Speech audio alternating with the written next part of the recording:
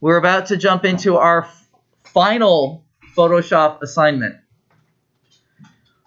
Once I get going and tell you that, that the lecture's over, there's a file. It is this file that is located in the Moodle Classroom. You can download it and give it an attempt. Basically, I'm going to show you a tool that you can use in order to create a digital painting. And you saw the original flower. It's this one, right? And you can see there's many different variations of this flower, and that is okay. So you can see this is a lighter variation of the flower. Here's an even more light one, but you can kind of still see it a little bit. And then there's this insane one that somebody did, which is just stupid. Stupidly good. We'll also ask you to do another image. Butterflies work really well if you're tired of flowers, but flowers work really well too. And here's the other one as well. So you're going to make something like this. This is our first foray into the art side of Photoshop. You know how to do this? Great. Did you learn it at Comp? Do you know where they learned it? Yeah. It's fun.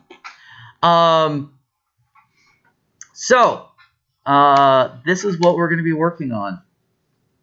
This isn't digital. This isn't Mixer Brush. If that's what you're thinking. It's not Mixer Brush? It's not Mixer Brush. Oh. You don't know this one. Look at that. Mixer Brush is in the 200 level class. I give that as a break to them. So this is, you're really just going to use one tool. It's kind of funny. Maybe two to do this whole thing, which is why this is a super short lecture. So the first thing we need to do is select the flower. Okay? Don't worry about the stamen in here and the pollen, and just ignore it. Pretend it doesn't exist. What we really care about is the flower petals. And there's a bunch of different ways that we can select it. You can mask, but I'm going to show you kind of a shortcut. You can grab the quick select tool, which is right here. All right, see, I told you I'd teach you. I'm teaching you right now. Quick select tool, and I'm going to make this nice and big. And if you just drag through, it'll grab basically what you need. Now, was right. What? He told me that if he was to show me, then I would be like, why would I mask? The reason why you would mask is because if you look carefully at this, it's not a great mask. See how it's missing edges in here? You would have to know how to go in. Here's another one. It's clipping that. It's missing this. You're missing these fine tunes over here. Look at this area right there. You see where it's missing everything? And in all previous projects, I would dock you. For this project, though, which is nice, you're not trying to make it a duplicate of the flower. You're trying to make an incredibly strong likeness of the flower. So in this instance, it's not that big of a deal. You can clean it up, though, so you see all those little funky things with it. I mean, even this, like, it grabbed the leaf. In this instance, I actually want it, but it grabbed it. It said, oh, no, you must want that. That's totally inaccurate. So what you can do is, since you have the selection, you can go to inverse the selection. And then if you go into quick mask mode, look what you made. Now you can go in, right? And you can take your paintbrush, right? Oh, I got my eyelash brush on. And you can just kind of like tweak this a little bit everywhere. Look at all these mistakes that it made. Right? This is why you need to learn masking first, because you want to get in here and learn how to fix these quick masks. I mean, there's quite a bit of fixing that you would have to do if an accurate mask is what we were about. Does that make sense? And now you know why you had to quick mask first. Because it's not accurate. It's mostly accurate, which in some instances just does not work. It's not perfect. So, you know, people that just learn quick mask, like, what do you do with something like this? Well, the easy thing to do for me would be just grab the eraser tool and come in and erase. So now you're only dealing with that. Does that make sense? In this instance, though, I don't actually care about that, which is kind of neat. So let's go back to where we were, select inverse. So we have our selection here, right? And we just want to find a kind of middle color. I'm going to make a new layer. So I'm going to hold the Alt key down, which changes my paint bucket, excuse me. And I'm going to grab a middle, possibly a little bit lighter, and then I'm just going to hit go. Does that make sense? So I have a nice flat layer. This is actually darker than I normally like to work with, but it just so happens I have a stunt double layer right here. So, but that's the first step. Simply make an outline silhouette of a color, a likeness color of the flower. Does that make sense for everyone? The next thing we do is we're just going to lower the opacity just a little bit. 90%, maybe 91%, whatever you're comfortable with. Just enough so we can see the flower through it. Does that make sense? And then we just paint by number at this point. But we're going to use the dodge and burn tool. It's the only tool you're going to use for this whole assignment up until you get to like the stamen, and then we'll talk about that next class. So what this tool does, I'm going to put the exposure pretty high, is wherever and I'm going to make it pretty large, wherever I go, you'll see it's actually burning the color darker. Does that make sense? And so that's the little hand that looks like this. And if you do the dodge tool, which looks like a lollipop, it's going to make it lighter. Does that make sense? It's the only two tools we use for the whole assignment. So now what you have to do is just kind of think, all right, what am I going to do here? I suggest zooming in. And you're going to use a pretty small brush size. I mean, it's all right there. It's paint by number. And you're going to want to do really low opacity. That whole thing about low opacity for makeup and whatnot, you're going to want to lower that down. I think I use 5-ish. Because we do want to actually make some lines here. I think that's actually a little high. I'm going to go even lower. Let's go to 2. Here we go. So I'm going to come in here and I'm going to outline the leaf, the petal.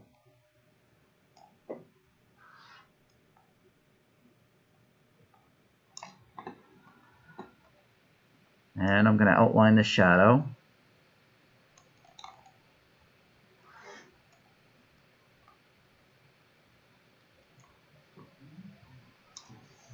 And if you now look at this, can you guys actually see it? Yeah, you can. You see it? A little bit. A little bit. You can keep it. You can keep it at a low opacity if you want, so you can see what you're doing. But I like carving out the very edges, and then you can come in here in the middle.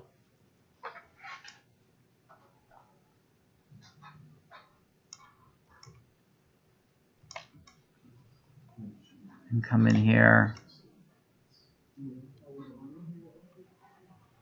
And the thing about the dodge and burn tool is the longer you hold on a space, the more of an impression it will make.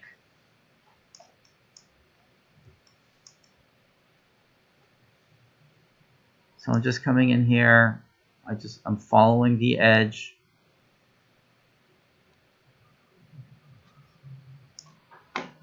And then there's another edge down here, but I'll get to it.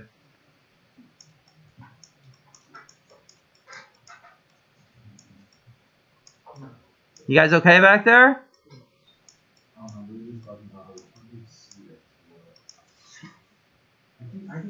Come closer. Because as I put this up here, look what I'm making. You guys see what's happening? Now you do. Yes, you lower the opacity. You don't have to keep it on there. Now that you have your main pieces in there, you can kind of keep coming in here now and following this little trail. And you just keep carving. Sometimes it's a little bit easier with that off. So I'm just going to do this off for a little bit. You see it happening now? I can make this a little bit bigger.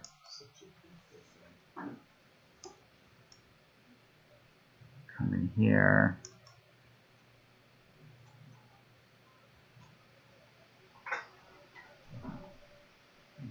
This isn't what you...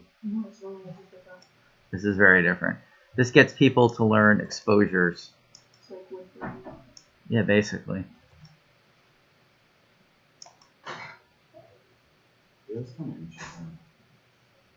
People zen out doing this. So I mean, it's paint by number. I mean, it's. Some people do stress out over it. I would probably stress out. So if you burn in too dark, you just switch to the other. You switch to the other thing, and you'll burn light. Does that make sense? What's the opacity on for that? This is 100%. Like, you can't see the lower layer. But this, the burn, that was at 50. So again, you put this down at 2, and you can kind of like lightly get rid of some of the dark spots. But you're going to want to burn it quite a lot. I mean, you're going to get in here. And you can see, like, if you want texture in there, you're going to want like a 1 pixel brush. For like a year and a half. Yeah, I don't recommend it. I say go for a good likeness, make it look watercolory, and not worry about the super texture. I had somebody do it. It was Sanchez. I don't know which one it was. Let's go with this one. Yeah, there it is. Yeah, he used a 1 pixel brush on this. But he was an airbrush artist. He used to set up at the mall and do t-shirts and whatnot. But you can see the 1 pixel brush marks, like right here. Look at that. That's cool. That's like really impressive. That's, yeah. I do not expect that from you guys at all. That's crazy. When you just hop in one class, and how do you get that done? It was his, you know, this is more of what I expect from you guys. You know, you're starting to learn the dodge and burn technique.